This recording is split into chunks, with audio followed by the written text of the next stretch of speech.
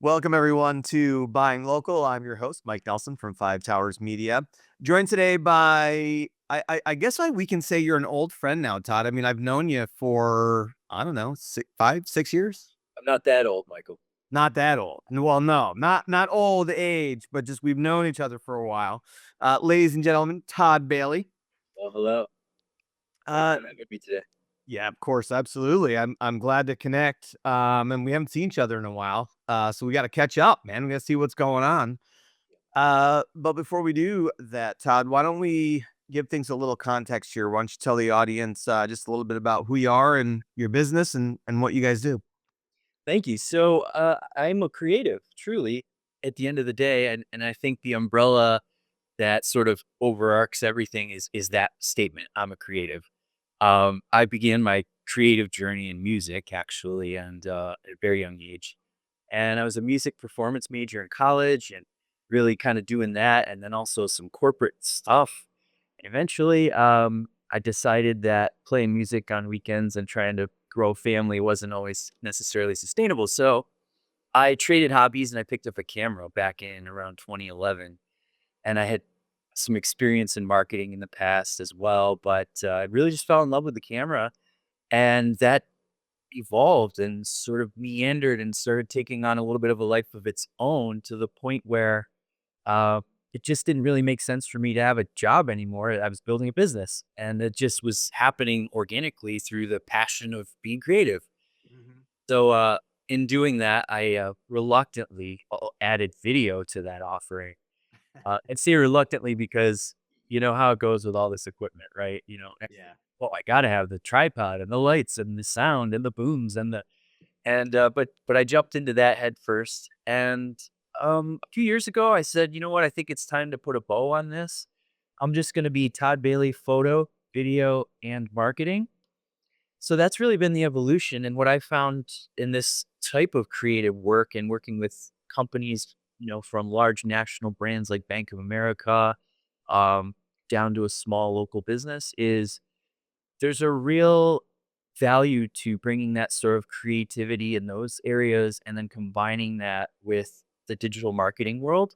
So, Hmm. you and I have worked together on some projects as well. I Yeah. consider you as like an extension of my team also.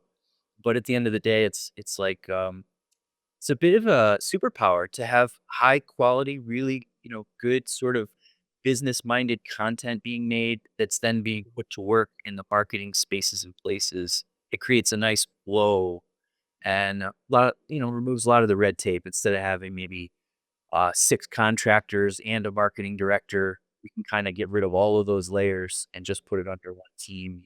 That's Yeah. today. So Yeah. It's funny because when I am talking to my clients and just kind of for the audience's benefit, there is some overlap with what Todd and I do, uh, which is not a competitive thing. Like you said, like we work together on some projects.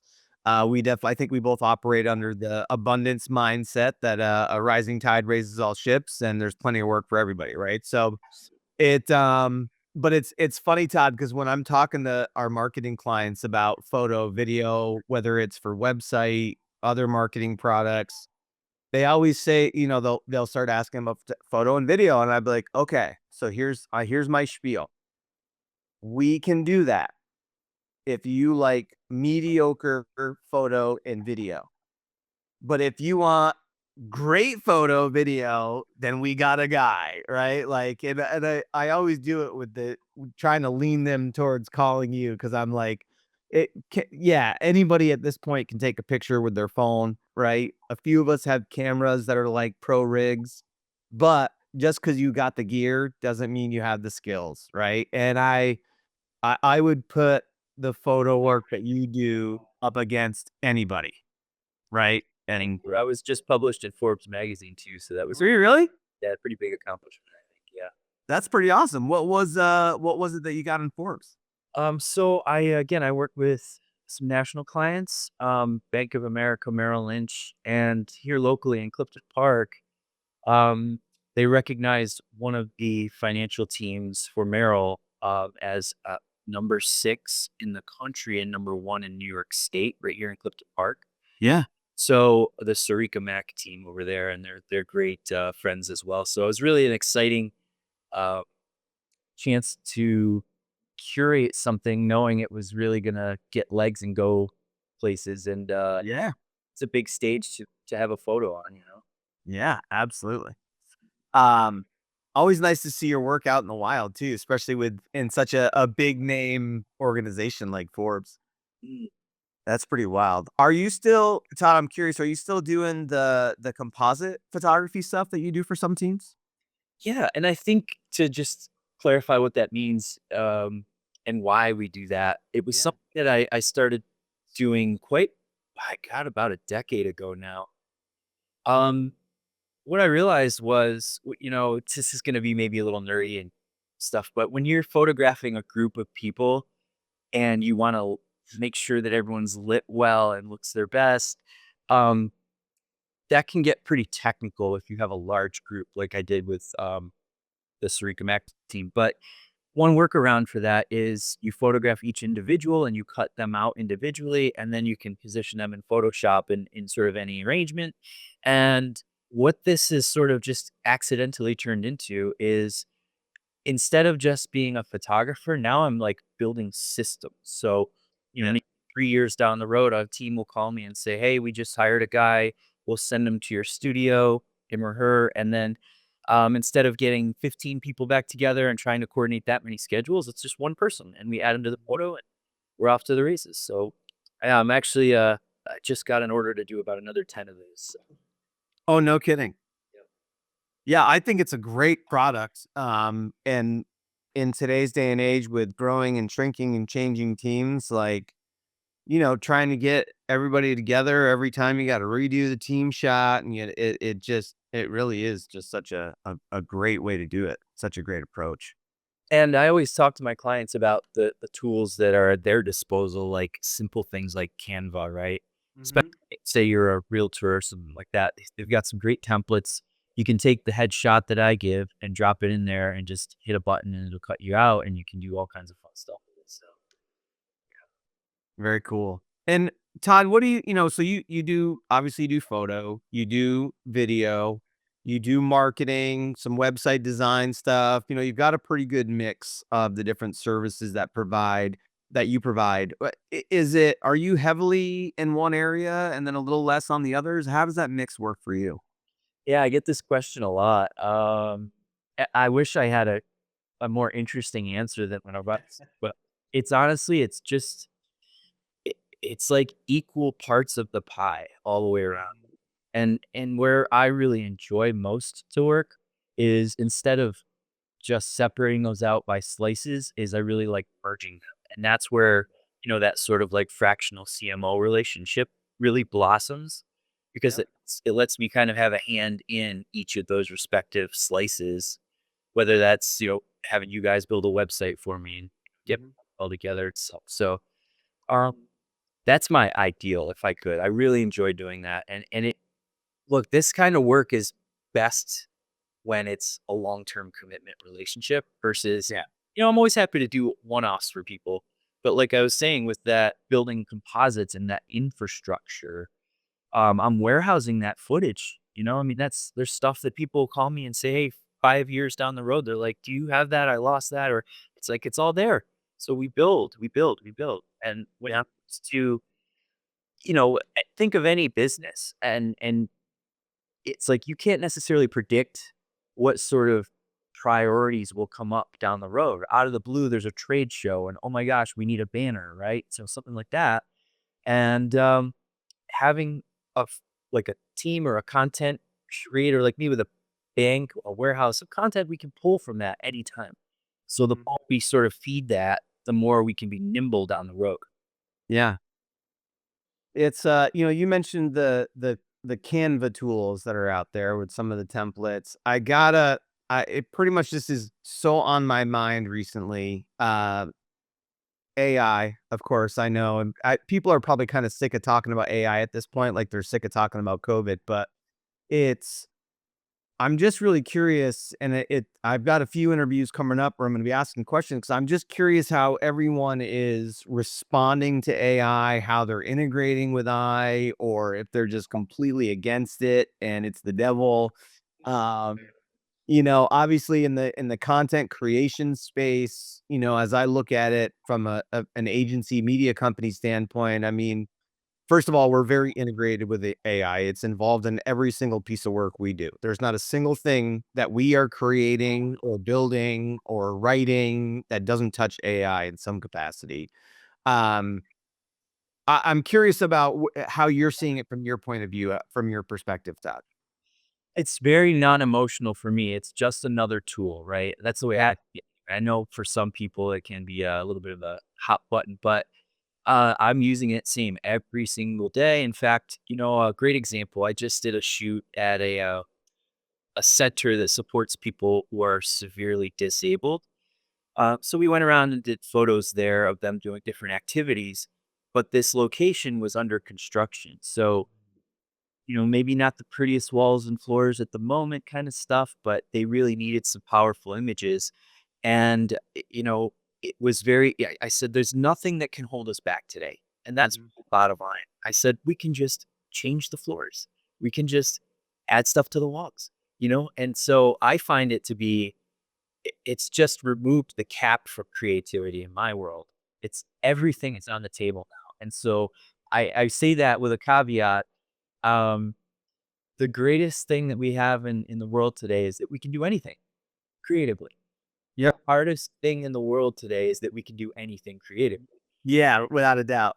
So I think like my mission is really always to kind of help people refine the scope of what they really need and get down to figuring out a way to move forward because you can almost be paralyzed by these endless options, Mhm. including some of the video tools also. I mean, they're just from making your voice sound like it was recorded in a studio, even though it was on your phone, or, you're reading a script, so your eyes are looking over here, and then you click a button and it's just corrected. And now you're looking right into the camera. Meanwhile, you were in fact looking off to the side. Yeah. It's just wild. And I can see where some of that maybe gets a little scary. 'Cause it's like, well, what's real, what's not? But I guess that's sort of incumbent upon us as a client and the creator, package together, working together to figure out how to keep things authentic and not Mhm. too faux. But um, I'm totally on board with it. It's not going away. It's one of those things like you could find yourself being lost pretty quickly if you're not staying up on it. So Yeah.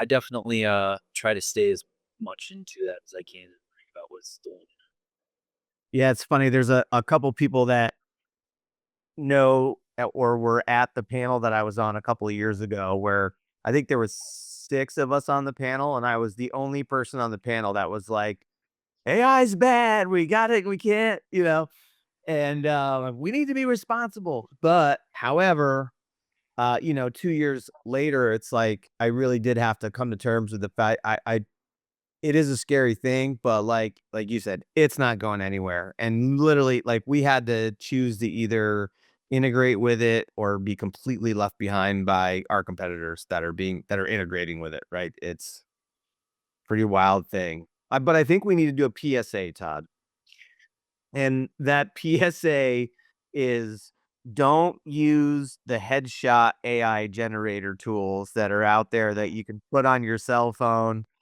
I keep seeing people that I know, and I just wanna reach out to them like, "Hey, that doesn't even look like you. I'm not sure that is you, or unless did you, like, somehow reduce your biological age by 25 years?" Like, I keep s you know what I'm talking about, right? Like, on. I it it's so bad. It's so bad.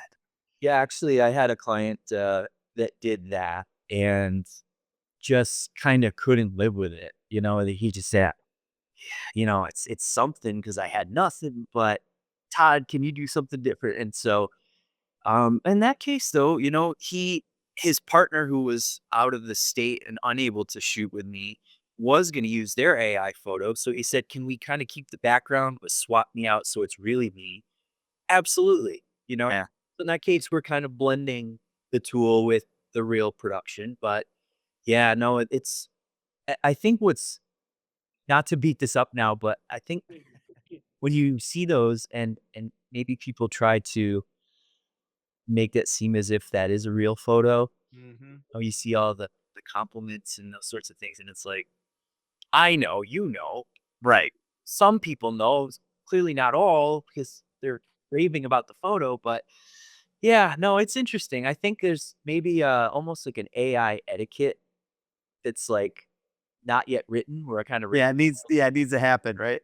yep. Oh god, that is wild. And I what about are you still doing, I know that you were pretty involved with I don't wanna say the automobile industry, but I know, like, I believe you had a relationship with the the auto museum locally. I for some reason, I couldn't get automobile out of my mouth there. Uh, and you guys do, like, a car show every year, like, are you still doing all that stuff? Yeah, I'm on the board of the charity motor club, which Charity Motor Club, that's what it was, I'm sorry. no, no, I mean, and I am involved with the Saratoga Automobile Museum. They're great friends, and I enjoy working with them. In 2020, look at my poster. 2022, I put on a show there called Don Yenko's Muscle Cars at the Museum. Don Yenko was essentially like the Carroll Shelby, but of Chevrolet. Okay.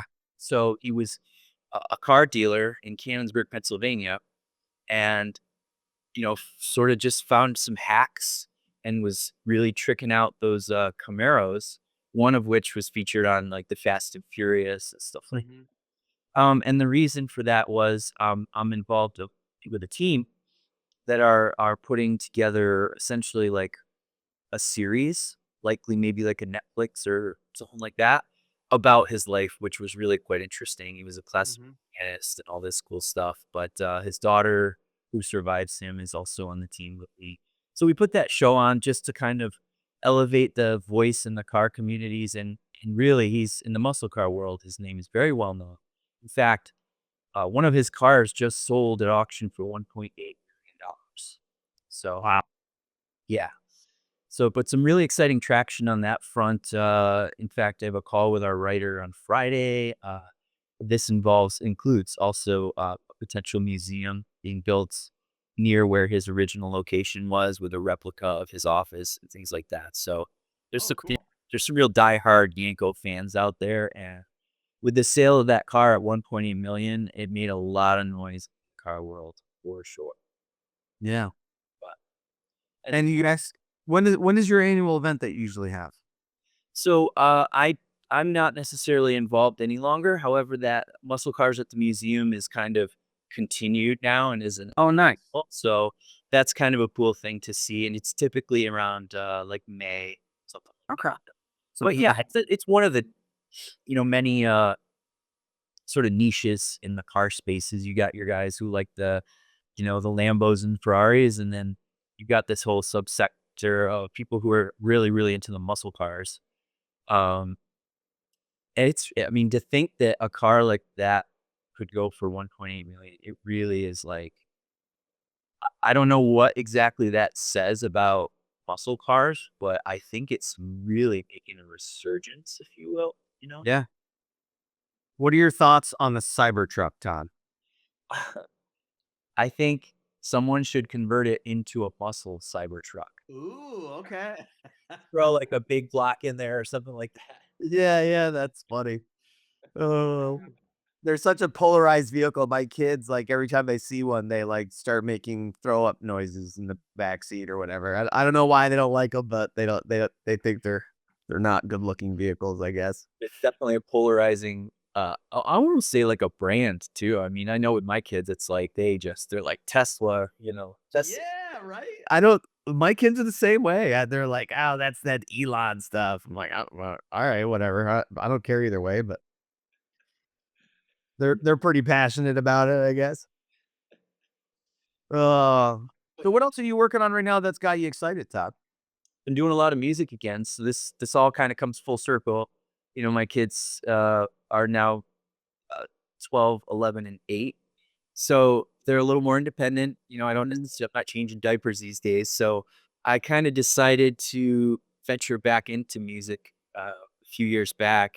I was given an opportunity to perform at a retirement home, and I hadn't really performed in quite some time, but it forced me to, and it forced me to learn some older music, country, stuff I may not have known. Yep. But I'm a regular there now. I play every month, and it really kind of got those wheels turning again. And since I now I go buy a PA system and the lights. Gonna have the gear. So now I'm doing bars and I'm doing like solo shows. I just had a really fun one last weekend up at Ponderosa Pines on the Sacandaga Lake. But it's fun because I can pivot to karaoke too during my shows. So I play the backing tracks, play guitar, and sing. So it's kind of like a frontman show. Mhm. Uh, but with you know, I literally used to sing like operas on the weekdays and Metallica at night. So I can pivot to any genre, and I think that makes the show a lot of fun. That's some range right there, Todd. Metallica to opera, I mean, Yeah, I grew up doing a lot of musical theater things, and then wanted to be in a rock band and be a rock star, and but then I went to college for it, and so you got to do like the chamber choir stuff and all that stuff. yeah. So, but I guess kind of like my work experience, I love kind of the what do they say, different. I forget the saying now, but yeah, I love to just explore all the things. I really Yeah, that's fun. Uh, and I forgot to ask, or maybe I didn't forget to ask, but I haven't asked it yet, is, from a photo, video, marketing standpoint, I know you mentioned a couple financial firms, like, who are the people that you're typically working with from a client standpoint? well. Some of my larger clients include American Cancer Society, as I said, Bank of America, Merrill Lynch, Northwestern Mutual, large financial firms. But I really, really love to work with sort of the small to medium business owner. Mhm, I grew up with two entrepreneurial parents, and so it's kind of in my DNA. And I love that, we can get creative. We can we're not really restricted with small to medium sized businesses, mhm, really enjoy because it's like we can really just take the lid off and experiment a little bit and really try to refine. Typically, they don't have the budgets to build a real brand like a Nike would or something like that. So a lot of the times they're slightly underdefined with their brand. And through doing really high quality content, I think we sort of naturally get into a space where we're helping refine that, and that mhm. forces us to do that. I find that to be a lot of fun, very rewarding. I bet. I bet. I mean, I always love, the small business, always try to be the champion for folks, and help them rise, grow their businesses, I think is always a fun time.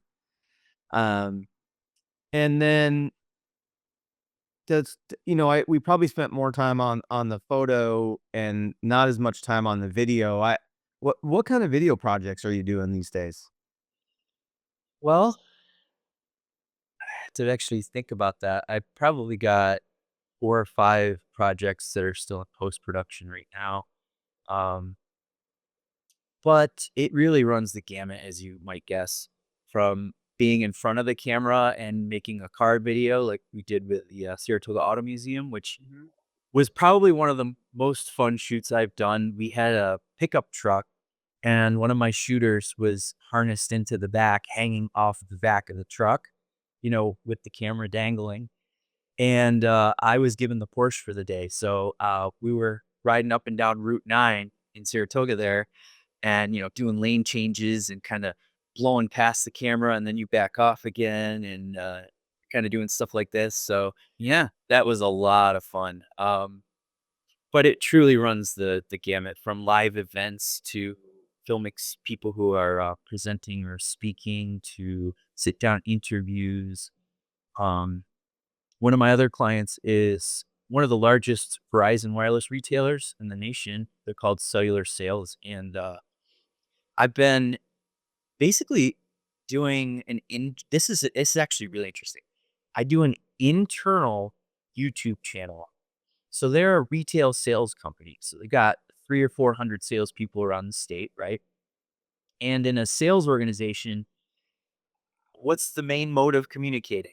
Email and meetings, right?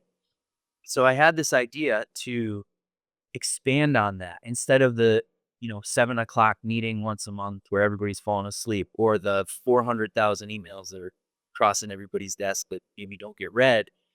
I said, let's translate those things into a fun, entertaining, in the language of YouTube kind of thing. And so that's gone quite well. In fact, one year I did a full on, wrote a script and filmed the whole thing. We did a full on office episode with the intro and everything. And we did it with their back office. Nice. And so that was fun. That's another example of just take the lid off and just go ham with it. It's fun. Yeah, yeah. Get creative and creative problem solving. Yeah. Yeah, exactly right. And then, I know I don't wanna keep you on here all day, but, I was curious, so you also have, like, the CMO side of what you do too, right? The chief marketing officer, fractional services. What is that so for people that are listening and maybe they're considering looking for something along those lines, what does that CMO activity look like for you? So I explain it like this. You know, let's just look at who my competition is as a CMO. Well, it would be an in-house marketing person. Mhm. What does a salary look like for someone like that? What does the skill set look like for a person like that? There's a high likelihood that the cost would be greater than working with someone like me because it's not a full-time situation. Yep. And there's a very high likelihood that the amount of services that can be provided at a high level are not able to be achieved. So higher cost, lower services. I'm the opposite. We invert that. I'm the lower cost, but I'm going to bring in teams. I'm going to be calling Yeah. Egg to help with this website. I'm going to, but at the end of the day, I'm the tip of the spear. And that's the point is you don't have to manage teams. You don't have to manage, trying to find a expert at SEO or somebody who can do your social media. Maybe I do that outsourcing, or maybe I have someone internally that's doing it. But at the end of the day, it starts with that sort of single point of contact so that I'm with that client crafting all those sorts of moving parts. And as you know, it's gone from a nicety to a necessity today, right? Yeah. Many people are like, I don't post enough. I don't know how to post, where to post. I don't know how to. And so just having at least someone that's right there with you that can kind of hold your hand and take you from beginning, middle, and end with that stuff. That's really what I try to do is that CMO. Love it. Love it. Super needed too, man, like, to your point, it is expensive. I mean, CMO in this area, you're gonna spend 100 grand, you know? Plus sick time, plus PTO, plus, vacations, all the things. And, with a fractional, you never have to worry about any of that stuff. Correct. Yeah. And then on top of that, you hired that CMO and now they are going to go find contractors, right? So it's like CMO plus contractors or all of that for a fraction of the cost, a fractional CMO, Yeah. right? But who happens to also be an expert photographer, videographer. I do graphic design, or I have people that do that and you don't have to manage any of those moving parts. So I look at that as being really well positioned in the marketplace as a real value for Yeah. people. And that's an area I'd like to continue to grow in my business. So that's how that works. Nice. I'll get you offline about that, actually. I've got a couple of thoughts for you on that, on the CMO stuff. If you're looking to grow that, I've got a couple of thoughts for you. So, Todd, if people are interested in getting a hold of you, maybe they want you for photo, they want you for video, they want some CMO stuff, like, where do they find Todd Bailey? So my website's www.tbphotopix.com. tbphotopix.com. I'm also on all the social platforms. So yeah, I'd love to be next. Love it. Awesome. Thanks for spending some time with me, brother. It's good to see your face. It's been a while. I don't need Mike Nelson. Appreciate it. I, you know, like, one of the hopefully we'll be able to get actual, like, physically face to face at some point here. Yeah. I feel like I'm spending my whole life on Zoom meetings these days, but it's the time we're living in, I guess. And well, thank you. Appreciate the time again. Yeah, you know it, brother. And of course, thanks everybody for listening. You can find this episode and other episodes that we record on buyinglocal.us. And of course, podcasts are hosted on Spotify, Apple, Rumble, and YouTube. There is a video version on YouTube and Rumble and maybe even Spotify, actually, now that I say that out loud. But I never listened to my own episode, so I really don't know. So, but check us out on those channels, everybody. And thanks for listening. Thanks for watching. You'll hear from us next week.